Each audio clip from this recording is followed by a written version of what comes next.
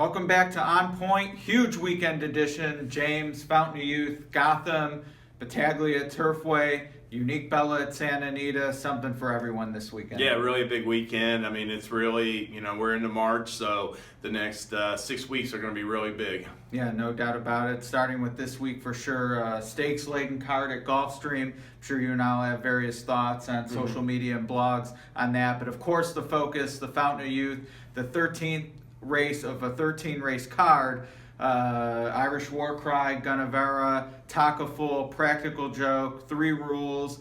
To me, this is as loaded as a prep as we've seen in March in a long time. Absolutely. I mean, with the Irish War Cry breaking through in that Holy Bull, I mean, I just thought that was such an impressive performance. He seems to be training great. He did draw a little bit outside in post 8, and there's more speed in this race, so it looks like he'll revert to rating tactics, but got several new shooters of interest, including Practical Joke coming back for Chad Brown. Yeah, I'm definitely taking a long look at him. I've had him very high up on my Derby 10 really since I started the poll. A lot of respect for the Breeders' Cup. As a classic Empire fan, I certainly want to see him come back strong. Gunavera really interests me, though. I feel like this is the time for him. I saw some chatter that people like him going longer and at the Derby. I actually feel like this might be the limit, and look, a win here certainly puts him in the Derby, obviously, but to me, for connections, this would be a huge prize for a colt that I'm not sure how much longer he can go at the top level, so I'm giving him a long look too.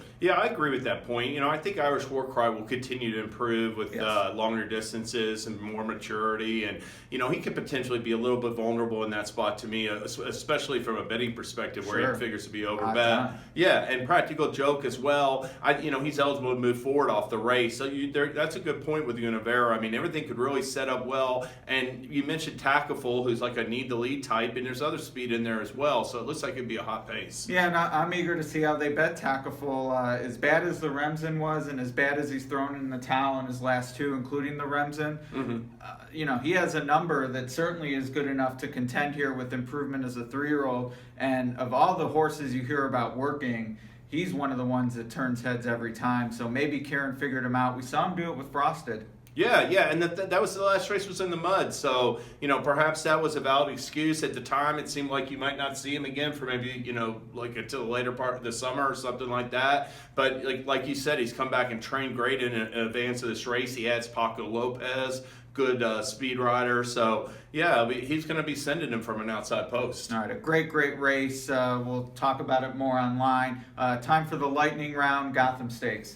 Well, Areeb's definitely, I think, is going to win the race. I'm going to look exacta from the Withers with J Boy's Echo running second from good braille post, and I think he'll get more pace in that spot. And out on the West Coast, does Unique Bella face males after this? I think there's a chance. To me, the only way is if she takes a step back. But if she rolls again like she did, winning by 8 lengths and just a gallop, a hand ride, kept wide, and with a huge speed rating, I think that they'll convince Hollendorfer to take a chance, but it's all dependent on how she performs. Yeah, unlike last year with Songbird, Unique Bella's nominated, and she's faster to date, and it's not even close. So and the owners don't have any problem running fillies against males, whereas Rick Porter didn't want to run Songbird against males last year. All right, we'll wrap it up locally. I saw you looking at the Battaglia PPs. What do you got? It's your nickel, Kim McPeak. All right, scratch out of the Risen Star to show up here, so